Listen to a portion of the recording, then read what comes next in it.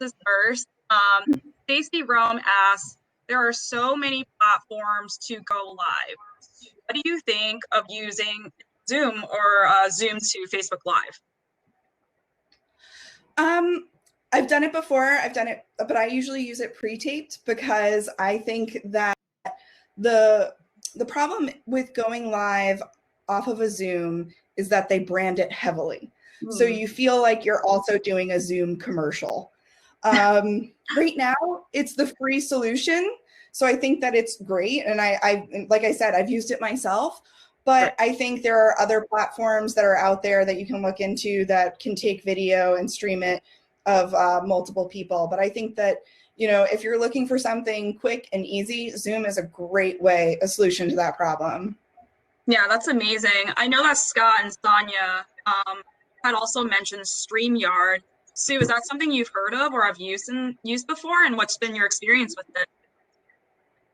I haven't used that one, but I've looked into a ton of them. I'm actually on the virtual tech team for my company. I work at A&E now, and we're looking into several different systems. And I don't have any personal hands-on experience with any of them yet because we haven't decided on a vendor. So if there's any vendors of live streaming that are here that want to pitch me, please do. But I'm definitely interested in the space. And I think there's a lot of different companies that are doing a lot of cool things. I think one of them that I've seen a lot is Social Live. They did the RuPaul's Drag Race reunion and finale. And they've done a lot of stuff at Viacom. Any of the live multi-person, multi-camera things that you've seen has been with them. And then OpenReel is one that I think is doing some interesting stuff. And yeah, there's just a ton of them right now that are definitely, my one thing of looking at it is that I would say try and go with somebody who's done it for a while and not someone who just started during this, because there's been a lot of places that are popping up that are trying to do it. And if you're going to invest, that's my one tip is that, like, if someone just started this, wait, because you're just going to have a lot of bugs. That's what I've seen. That's a really good point. I mean, any brand that has much more history will have more cloud experience. And like you said, they've probably went through the back and forth tech issues. But it looks like there's a couple of comments here that's wanting for StreamYard. So maybe that could be something you can check out. But we're all learning from each other. I'm laughing at Truman. I'm sorry. I have to call out Truman by saying we're all owned by Zoom now. That was excellent. I saw that too. This is not a sponsored by Zoom session right now. You're hopping. Taylor Parrish asked, when you have a reoccurring series of lives on Instagram, such as chef interviews each week, for instance, do you recommend using the same graphic or a different graphic for the tune-in post weekly?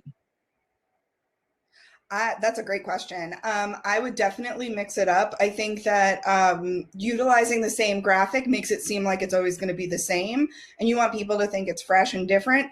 And one of the problems is you're like, I don't have that many graphics. What about utilizing a screen grab from one of your old ones? That's a great way of doing it. And I think a lot of people get bogged down on photo quality, and I think that your users don't. So I think that's something to consider when you're trying to do a reoccurring thing is, again, like utilizing an old photo for a screen grab from an other one is a great way to be like, hey, go back and watch this. And we're going to do it again this week with somebody else, or we're going to show you something new. Or even if there's going to be a different dish, show a photo of the dish. You just want to keep it mixing up. I know it's a lot more work, but I think you'll get a better return on investment. Yeah, that's a great point. It's almost like you said earlier in your presentation, work with what you got, because a lot of these lives could be 15 to 30 minutes. Like you mentioned, like that was your recommended sweet spot. There's so many frames and fun stuff that could come out of it, especially for something like food and chef interviews. If you're really dipping into that industry, there's going to be a lot of sexy content and photos there, I'm sure of. So we've got a lot of other fun questions. Truman has asked, do you feel that Instagram story countdown stickers work well? Do I feel like they work well? Yeah. Have you incorporated them in any of your snackable content? Yes. No, I think they work well. I mean, I think that the amount of people that click on stickers isn't the majority of people that will be watching your stories, But I do think that no matter what, it's a great functionality because it also shows you your rabid fans. I've noticed that the people who click on our stickers are people who again and again mention us in stories, and it's just a good way to identify them. And I think it's just a good way to like get people to be like, oh, like I said, time is so ephemeral and weird now that I think anything that helps remind people of what day it is. I mean, yesterday I tweeted, I was like, it's still Wednesday. Like I just every day just feels so weird and different. So I think that any sort of reminder these days will help. Yeah, and I think that's a great organic feature as well. And then going back to another topic of length and time, Stacy Rome had asked about what would you say is the optimal time for a Facebook Live? And I'm not sure if she meant like length, like you had discussed, or the time of the day or week, but maybe if you can Ooh, answer yeah. both. So traditionally, between 12 and 3 p.m.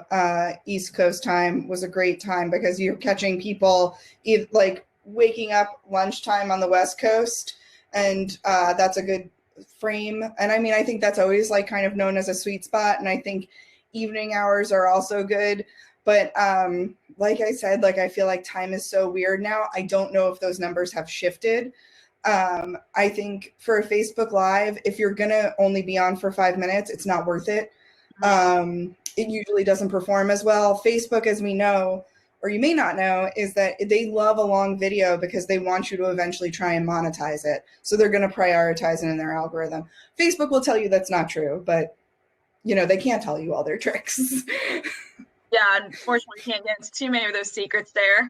Yeah, and I want to see if there's any more questions too. Oh, Jason has a good one. Have you used the favorite to get a reminder feature on Twitter yet? No, like I said, it's very expensive and it's not something that we wouldn't invest on. I just haven't had the right event for it. I've used it personally, and I definitely find it very useful, especially for television reminders or movie reminders. If it doesn't make me watch it, it makes me remember to talk about it with somebody and be like, hey, did you see this? So I do think that it's a useful tool, but I haven't seen, and I've seen the numbers from Twitter. They presented it, and they do boast pretty high return on investment there. So that's why it is such a premium. But I think I find it useful as a user. Yeah, and I love that Vincent has a HBO great does example use of HBO.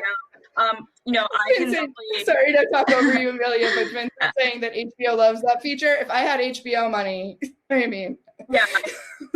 So I work on the advertising agency space, so definitely I can understand where you're coming from, that these do come with a high price point. I think this is a really great example of how you could bring the things that are happening on digital and other media into Twitter to vice versa, try to get people to like actually tune in. Another question is, and I think we'll wrap it up with this, but are there any other snackable content that you've shared in your career that really surprised you with its virality, and what made it really awesome? whew, that's a good question. That was mine. I mean, I like that.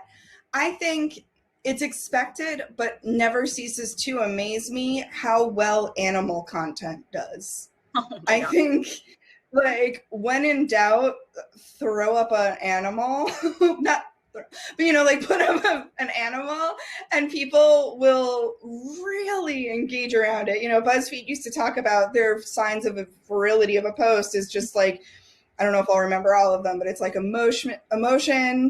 You know, it makes you feel something. It makes you laugh. It makes you happy, angry, outraged. You know, those are the things that you kind of um, you're more likely to share. And I think, especially in this world, like anytime I can put a puppy on something, I'm like, let's just throw a puppy or a cat at it. You know, like one of the things that we do a lot for like live PD, we notice a lot of people watch it with their dog. So we were like, we made Live PD Dog Nation and Live PD Cat Nation. And every week we put out these engagement pieces of just like, hey, show us your cat. And we've used company cats and dogs in some of the photos to make it a little bit more personal and interactive. And it's just hundreds of people are willing to share photos of their animals every week. And I think it's just, you know, when in doubt, puppy. Yeah, and I think we've seen this enough in past Social Fresh presentations. but when in doubt, always add the cats and the dogs, right?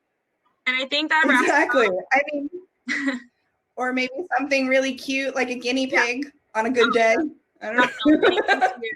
But thanks so much for your time, Sue. It's been great. Thank you so much for kicking off Thank Day you Two. guys. It's been wonderful.